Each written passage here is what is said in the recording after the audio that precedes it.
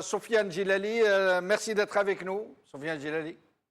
C'est moi, bonjour et bonjour à tous les amis qui sont présents par votre biais et qui sont présents avec nous. Merci. Alors, la même question que j'ai posée à Salah Debbouz. Pourquoi avoir adressé une lettre à M. Bouteflika lui-même? Pourquoi ne pas plutôt avoir interpellé les gens qui le tiennent en otage et qui, eux, vont décider s'ils vont le représenter ou non? Écoutez, j'ai bien entendu ces différentes critiques, mais l'explication est très simple. M. Bouteflika, évidemment, ne gère pas le pays, mais il a conscience, ne serait-ce que quelques minutes par jour. Et il est conscient de sa situation et il veut rester président.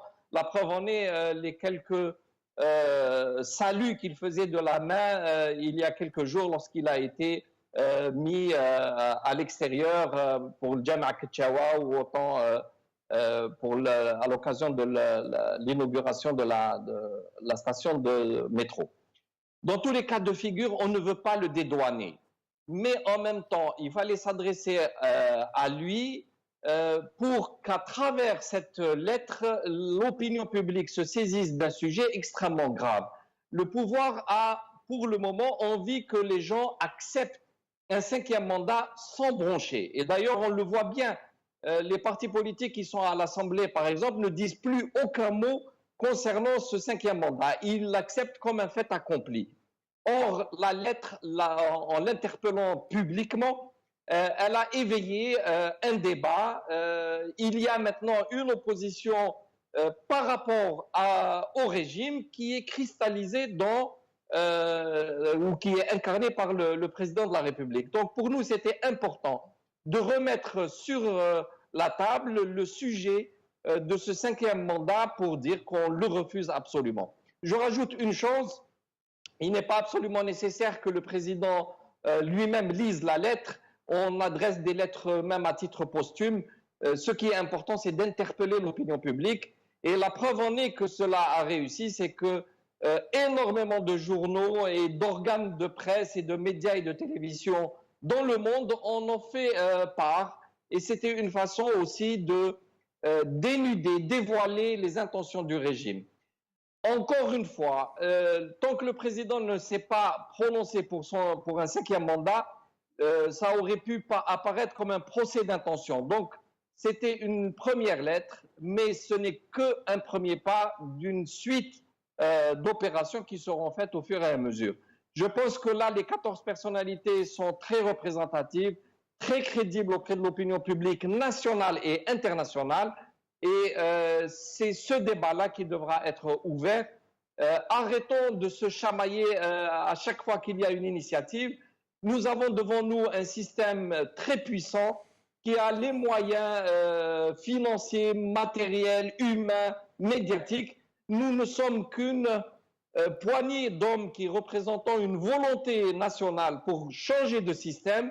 Je ne comprends pas que ceux qui sont les plus actifs en général sur les réseaux sociaux, se mettent à taper inconsidérément sur toute initiative, que ce soit celle-ci ou celle précédente des 3 signataires que vous aviez nommés tout à l'heure avec Taleb Ibrahimi, Ben Yellis et Yahya Abdelnour. Je pense que toute initiative est bonne.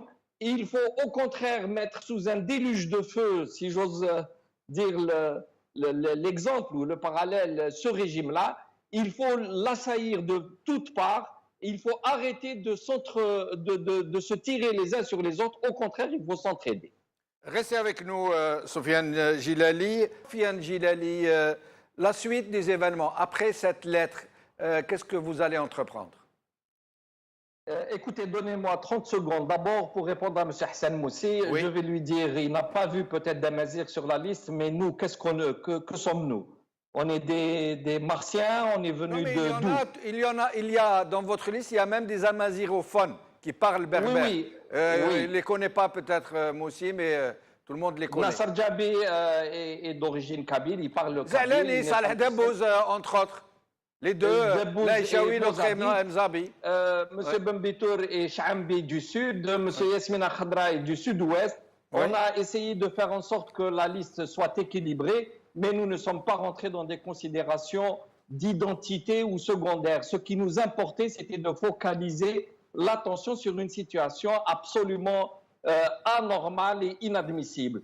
Maintenant, quant à l'armée, quant à dire est-ce que Bouteflika est toujours en vie ou ça, vous savez très bien le parcours de chacun. Lorsque nous, on sortait dans les rues à Alger pour demander l'application de l'article 102, il y avait aussi ceux qui critiquaient sans arrêt, qu'ils estimaient que ce n'était pas suffisant. Lorsque nous avons boycotté les élections pour dire que tout était faussé, on nous a dit que vous ne faites pas de politique, vous êtes naïfs, etc. Donc, vous savez, quand on veut liquider son animal, on va le traiter de rage, d'enragé, c'est bien connu. Les Algériens, en général, n'ont pas appris à travailler en commun. Et dès qu'il y a une initiative, quelle qu'elle soit, toute leur force et leur énergie, c'est de détruire cette initiative. Mais je peux vous rassurer, nous sommes très à l'aise. L'écho qui a été en retour est extrêmement important dans les chancelleries, dans les pays. Pour nous, ce n'était pas une missive d'insultes ni de bilan. C'était simplement de poser un principe clair et net à M. Bouteflika. Ça suffit, vous êtes responsable. Il n'est pas question de lui dire vous n'êtes pas responsable, que vous êtes simplement utilisé par les autres et vous êtes une marionnette, mais vous n'avez rien fait de mal. Et la suite il des était événements. là en 2014 lorsqu'il a dit je veux être candidat. Il a reçu M. Farouk Santeni en lui disant je ne sais faire que cela, et donc il est complice et il est prisonnier de ses propres fantasmes. Maintenant, qu'est-ce qui va se passer la suite? C'est ça qui est important. Pour la première fois, un éventail aussi large et important de personnalités se sont engagées et impliquées dans une opération. C'est un premier pas. La suite devra venir. Il y a tout un échéancier. Nous voulons réunir et mobiliser le maximum d'Algériens, ceux qui veulent un vrai changement, ceux qui veulent se débarrasser de ce régime qui a entraîné le pays dans des situations inextricables. Il faut que la tête du régime tombe et avec lui le reste. C'est avec Bouteflika que partiront les Ould Abbas, les Saadani, les Ouyahia et les Gaïd Saleh, etc. Quant à l'armée, nous l'avions interpellé à plusieurs reprises et les mêmes nous ont dit vous dites Parti démocrate, mais vous interpellez l'armée. Donc vous savez, avec les Algériens, et ils trouveront toujours un point par lequel ils vous attaqueront.